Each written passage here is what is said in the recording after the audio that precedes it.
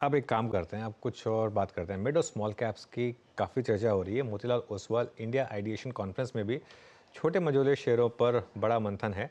Capital goods, realty, NBFC जैसे 20 से ज़्यादा सेक्टर्स की 74 कंपनियां इस कॉन्फ्रेंस में शिरकत कर रही हैं। इसी कॉन्फ्रेंस से हमारे साथ जुड़ रहे हैं मोतीलाल ओसवाल के इंस्टीट्यूशनल एक्टिविटीज़ के रिसर्च हेड गौतम दुग्गड़। आइए उनसे समझते हैं कि उन्हें इस समय किस तरह के संकेत मिल रहे हैं। Gautam ji, good morning.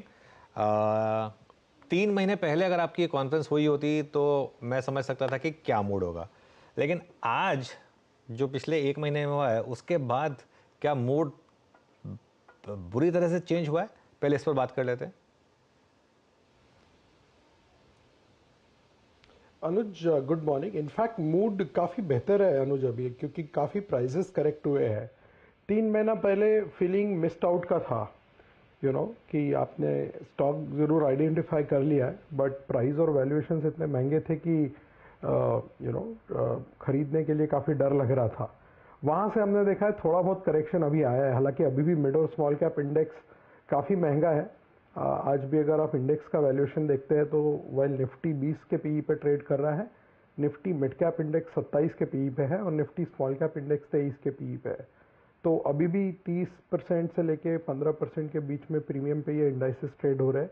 ये तो इंडेक्स की बात है, कई सारे इंडिविजुअल स्टॉक तो और भी ज़्यादा एक्सपेंसिव है।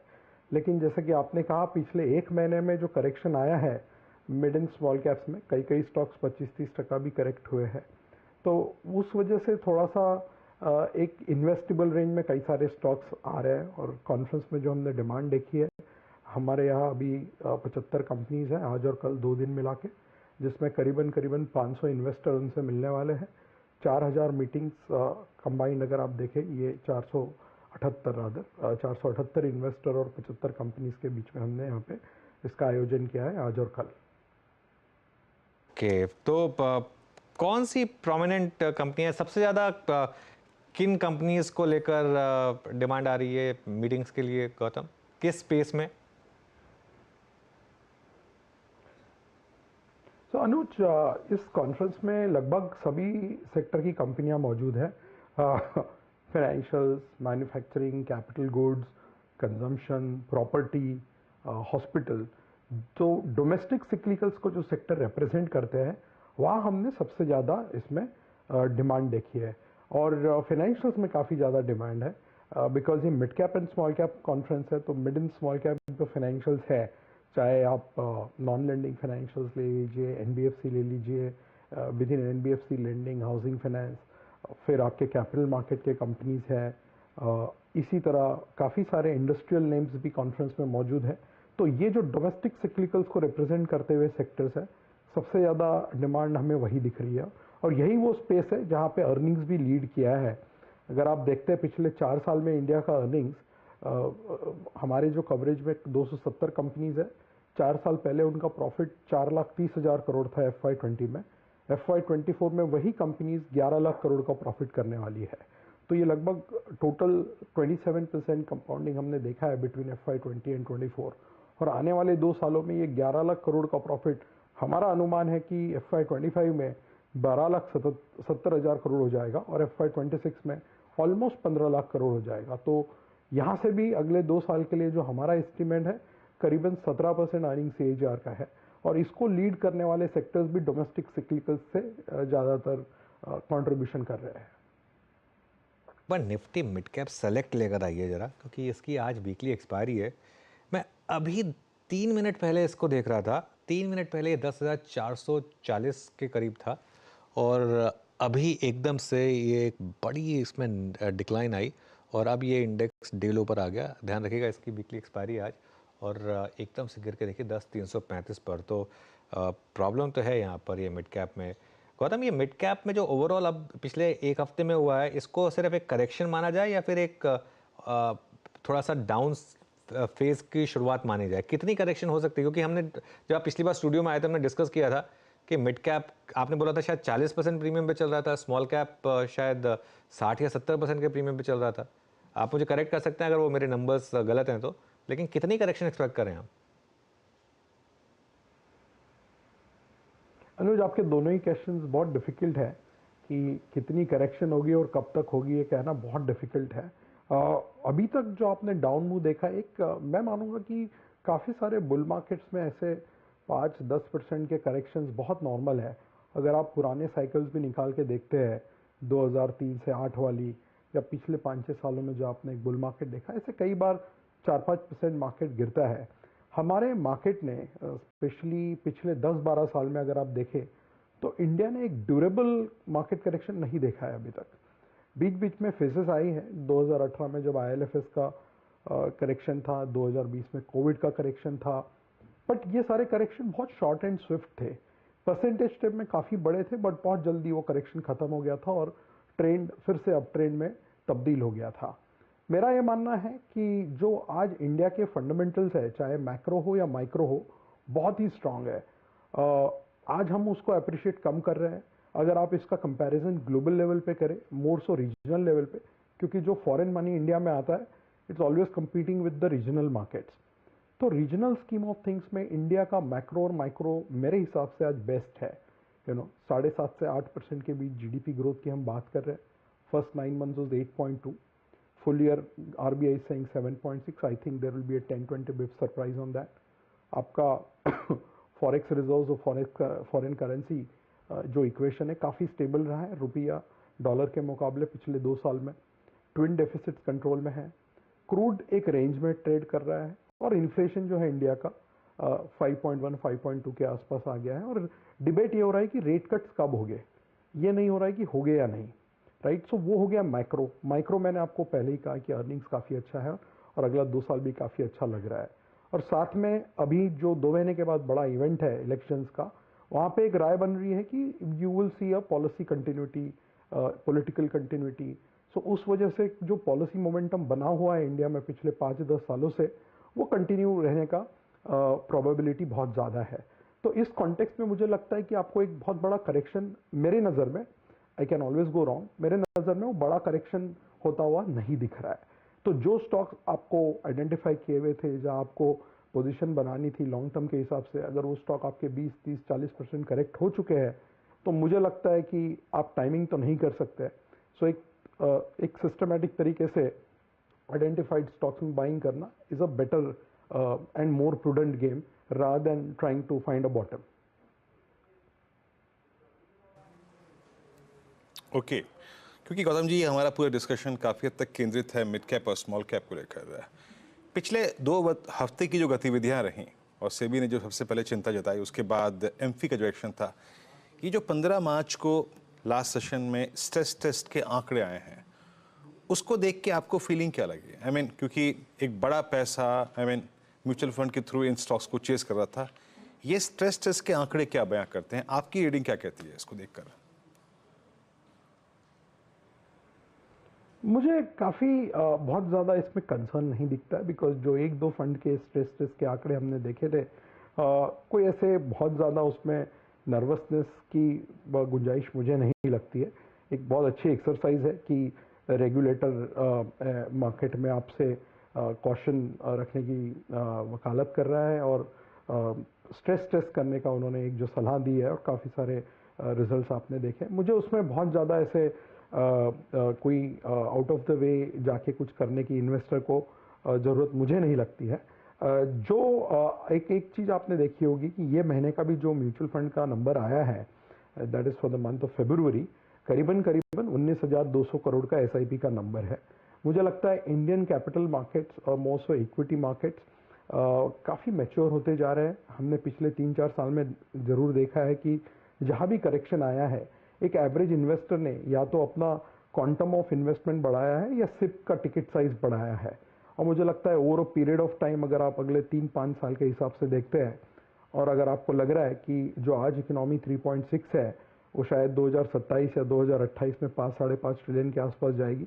आज जो market cap as a percentage of GDP 130% चल रहा है, मान लीजिए वो भी मीन रिवर्ट होकर 110% के आसपास आता है, तब भी आप 3-5 ईयर पीरियड से काफ़ी ढंग का पैसा बनता हुआ देख रहे हैं। 12-15% compounding is not going to be that difficult. Of course इस जर्नी में काफ़ी ऐसे पड़ाव आएंगे जहाँ पे कभी मार्केट आपको नेगेटिव रिटर्न्स देगा, कभी मार्केट आपको लो रिटर्न्स देगा, कुछ सेक्टर्स अंडर परफॉर्म करेंगे, कुछ सेक्टर्स आउट परफॉर्म करेंगे, बट ऑन एन एवरेज मुझे लगता है 12-15% अगले 3 से 5 साल में बनना एक बहुत डिफिकल्ट प्रोपोजिशन नहीं है, एज लॉन्ग एज जो कॉर्पोरेट अर्निंग्स का हम बात करते हैं, बिकॉज कॉर्पोरेट अर्निंग्स ही एक प्योर अनइनिबिटेड ड्राइवर है स्टॉक मार्केट का। ये हमने पिछले 15 साल से देखा है। आपके दर्शकों के लिए एक डेटा मैं फिर से रिपीट करना चाहता हूँ।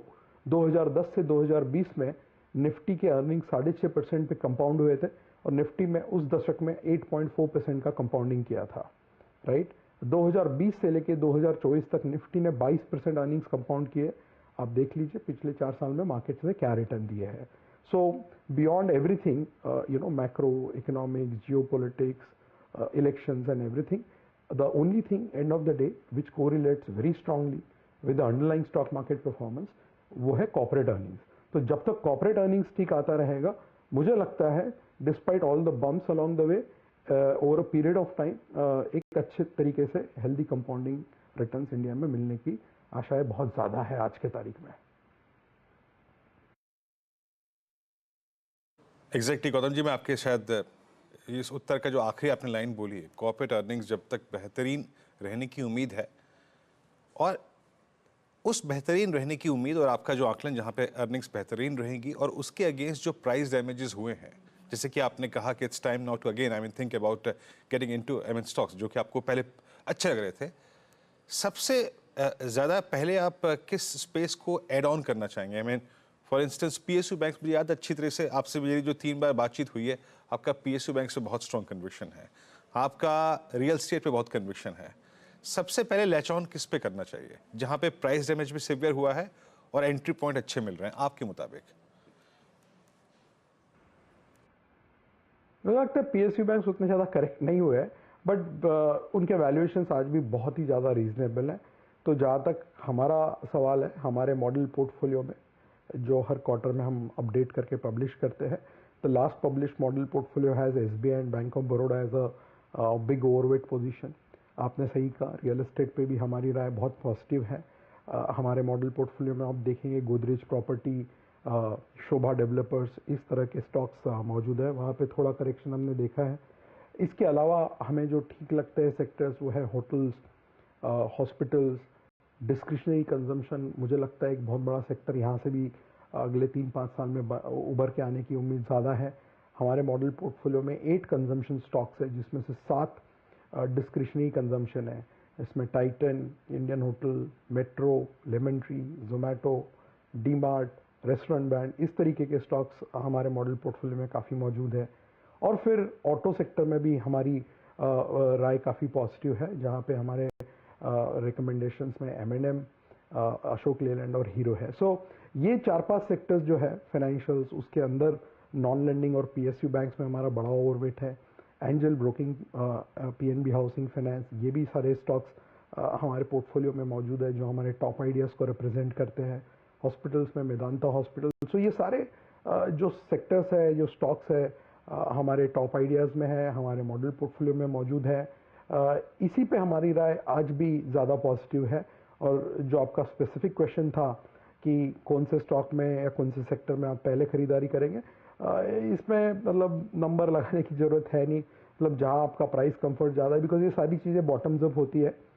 You might buy few bank stocks और फ्यू रियल एस्टेट स्टॉक्स और few hotel stocks. The ordering doesn't matter. अच्छा गौतम, आप इस ऑयल मार्केटिंग कंपनीज पर काफ़ी बुलिश रहे थे। अभी जो प्राइस कट आया उसके बाद जो फ्राइडे को बड़ी डिक्लाइन आई, क्या वो एक बाइंग अपॉर्चुनिटी है अभी कुछ टाइम के लिए, क्योंकि इलेक्शन है अब तो और क्रूड भी बढ़ रहा है, क्या थोड़ा सा कॉशियस रहना बेटर रहेगा? अनुज, ऑयल मार्केटिंग कंपनीज जो है हमेशा से एक ट्रेडिंग टाइप के स्टॉक्स रहे हैं। इसमें आप लॉन्ग टर्म इन्वेस्टमेंट नहीं कर सकते, बिकॉज रेगुलेटर, गवर्नमेंट के जो डिसीजंस होते हैं और क्रूड प्राइस का बिहेवियर बहुत ज़्यादा मैटर करता है। हमारे जो व्यूज़ है इस पे HPCL पे बहुत पॉजिटिव व्यू हमारा है। जनवरी में हमने 400 रुपये के भाव पे इसको मॉडल पोर्टफोलियो में ऐड भी किया था। मुझे लगता है ये जो 2 रुपये का प्राइस कट आया है उसके वजह से थोड़ा सा एक नर्वसनेस जो आया है स्ट्रीट में, हमें लगता है एक बाइंग अपॉर्चुनिटी है। क्योंकि over a period of time हमने देखा है कि more or less prices have been even on paper and even in practice we see deregulation progressing quite well. थोड़ा सा मुझे लगता है ये जो 2 रुपए के प्राइस कट को लेके एक बाजार में एक नीजक रिएक्शन आया है। अगर इससे प्राइसेस नीचे आती है तो ज़रूर हमें लगता है एक बाइंग अपॉर्चुनिटी है, क्योंकि वैल्यूएशंस आज भी काफ़ी सस्ते हैं। लेकिन अनुज, जैसा कि आपने कहा है, अगर क्रूड ऑयल प्राइसेस बहुत तेज़ी से भागे जाते हैं तो इस स्टॉक में एक तरीके से थोड़ी सी बिकवाली भी आती है। तो वो नज़र रख के ही आपको इसमें अपना ट्रेडिंग व्यू बनाना होता है, because this are cyclical stocks, और सिक्लिकल के अंदर ऊपर से गवर्नमेंट का बहुत ज़्यादा इसमें कभी कभी इंटरवेंशन हो जाता है इलेक्शन साइकिल को लेके, तो वो आपको हमेशा नज़र में रख के अपना व्यू बनाना होता है। अब मैं आपसे ना हमने काफ़ी आपकी कॉन्फ्रेंस की बात भी कर ली, दो मुझे लेकिन लार्ज कैप स्टॉक्स पर आपका व्यू चाहिए था। एक तो HDFC बैंक, अब यहाँ पर क्या आप अपने क्लाइंट्स को बोल रहे हैं कि अब इसको लीजिए यहाँ पर इस लेवल पर, और दूसरा ITC जहाँ पर वो बड़ी ब्लॉक डील हुई। गौतम, इन दो स्टॉक्स पर आपका क्या व्यू बन रहा है, हाउस व्यू? सो ITC एक अकेला ऐसा स्टॉक है जो हमारे मॉडल पोर्टफोलियो में पूरे कंज्यूमर स्टेपल कंपनीज में हमारी राय पॉजिटिव है। This is the only consumer staple stock that we hold. Valuations काफ़ी सस्ते हैं, डिविडेंड यील्ड्स काफ़ी अच्छा है, और ये जो थोड़ा सा स्टॉक साइडवेज हो चुका था बजट के पहले, और ये जो बैट का जो ट्रांजैक्शन हुआ है उसको लेके एक हैंगओवर था, मुझे लगता है that is out of the way. और अर्निंग्स ग्रोथ यहाँ से भी अगला 2 साल कम से कम 10 से 12% का कंपाउंडिंग आने की उम्मीद है। उसके सामने वैल्यूएशंस काफ़ी अट्रैक्टिव है, तो रिस्क रिवॉर्ड के एंगल से हमें ITC ठीक लगता है। जहाँ तक HDFC बैंक का सवाल है, हमारा व्यू वहाँ पे थोड़ा सा from a short term point of view हमें ICICI बैंक बेटर लगता है। HDFC बैंक पे हमारा अभी भी अंडरवेट पोजीशन है हमारे मॉडल पोर्टफोलियो में।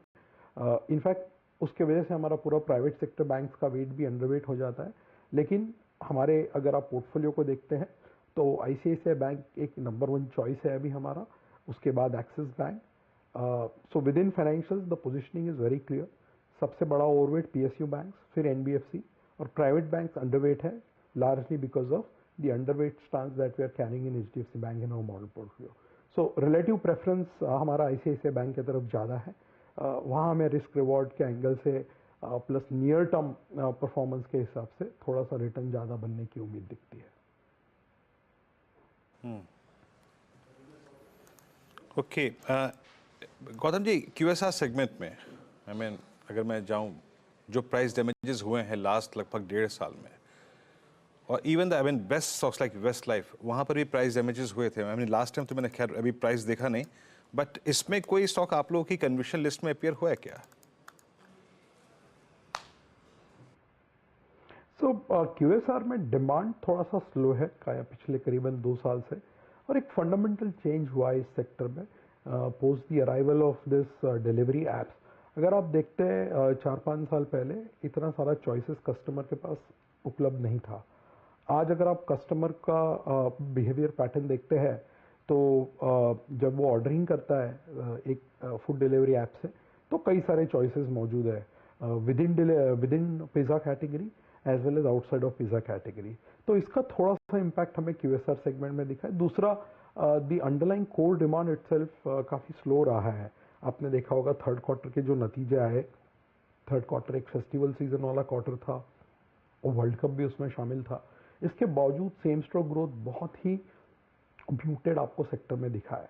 तो उस सेक्टर में हमारी राय यह है कि रिलेटिवली हमारा प्रेफरेंस जोमेटो की तरफ ज़्यादा है, जो हमारे मॉडल पोर्टफोलियो में भी मौजूद है, और वहाँ हमें बेटर अपसाइड नज़र आती है, बिकॉज क्विक कॉमर्स एक फास्ट ग्रोइंग सेगमेंट के रूप में उभर के आया है पिछले कुछ महीनों से, और हमें लगता है कि month on month, quarter on quarter जो परफॉर्मेंस है इस कंपनी का काफ़ी इम्प्रूव ऑलरेडी हो चुका है पिछले 3 क्वार्टर में, और आगे भी इम्प्रूव होने की हमारी उम्मीद है। इसलिए इन द QSR बास्केट हमारा प्रेफरेंस जोमेटो की तरफ ज़्यादा है compare to the core QSR companies. Alright Gautam, बहुत बहुत शुक्रिया हमारे साथ जुड़ने के लिए, और आपको फिर से इस कॉन्फ्रेंस के लिए ऑल द बेस्ट।